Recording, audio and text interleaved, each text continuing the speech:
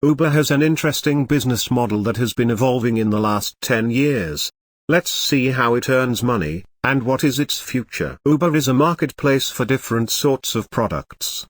It connects the suppliers of different services with people and firms who need those services. To show you how the marketplace operates, let's look at ride-sharing as an example. Uber connects the people who need to move around the city, with drivers that are willing to provide this service.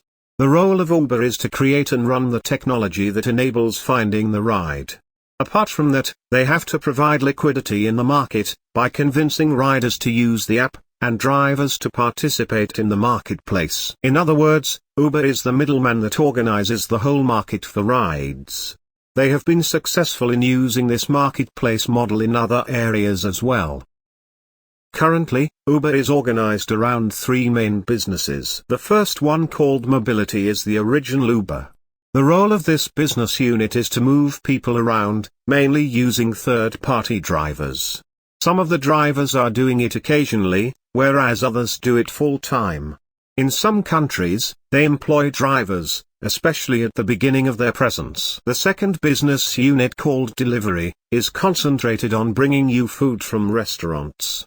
You probably know it as Uber Eats. The third main business unit is called Uber Freight. It connects professional drivers of big trucks, with the firms that need their goods being moved mainly between cities. All of those business units are in fact marketplaces. The only difference is the product they are transporting. It's worth mentioning that the importance of business units has been changing. Let's look at the revenues for the last few quarters.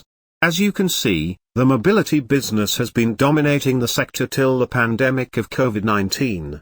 Due to lower demand, the size of the mobility went down. On the other hand, the delivery of food and groceries has gone significantly up.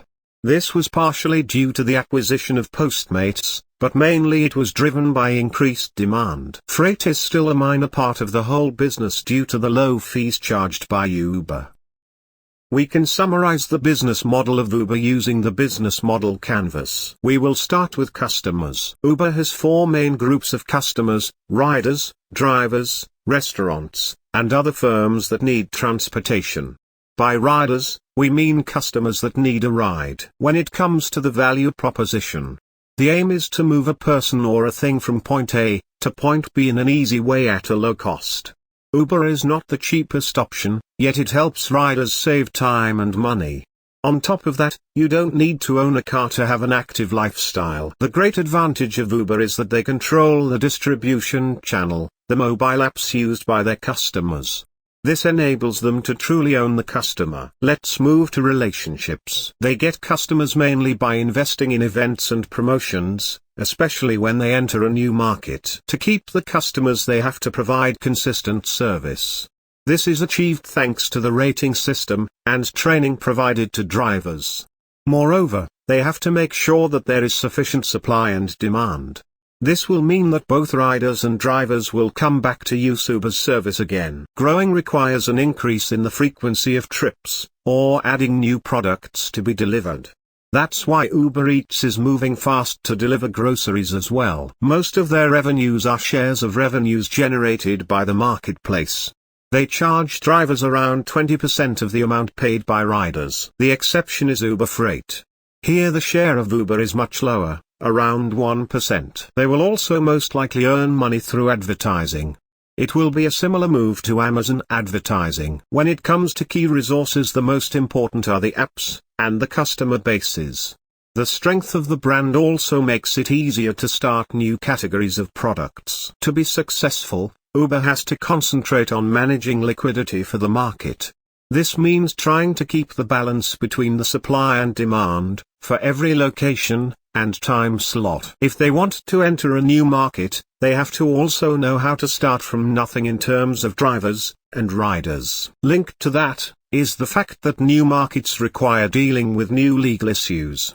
Different cities have different regulations, and you have to solve this problem on a local level. Moving on to key partners, we have drivers, cities, and transportation firms. Last but not least, let's look at the cost structure. A lot of money is still invested in the development of apps. The existing ones are constantly updated, and new businesses require quite often totally new approach. The second group of big cost items is the costs of acquiring riders, drivers, and the third-party partners, especially restaurants and stores. For Uber Freight, you have to acquire firms as well that want to move their goods. In the very beginning, legal costs were the biggest item in the budget. They spend now less on lawyers, but it is still an important cost position. Finally, you will have the costs of starting a new market. In this bucket, we have the subsidies for drivers, costs of events, and promotions for riders. Let's see what the evolution of Uber's business model will be. We will first look at the main business. They have started as a platform matching riders and drivers. Currently, in many countries, you can also use the app to move around using scooters. They want to include other transportation systems as well. A big change in this area will happen once autonomous cars are feasible and allowed by law. It will enable Uber to replace drivers with self-driving cars, and become the operator of the whole self-driving transportation network. At some point, they may even branch out into not only operating, but also producing self-driving cars. As we have mentioned, a few years ago, they have branched out into transporting food from restaurants. In this way, Uber Eats was born. After they have grown their business in this area by acquiring Postmates, they are clearly trying to transport other goods to customers, especially groceries. Again, a big change is expected once they will have the self-driving cars ready. It will enable them to operate the whole transportation network, based on self-driving cars. The final step in that area would be to get rid of the firms that are currently selling the goods, namely retailers, marketplaces, and online stores. Let's move to the newest business unit, Uber Freight.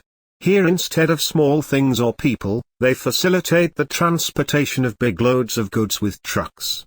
Currently, they just match the firms with the truck owners.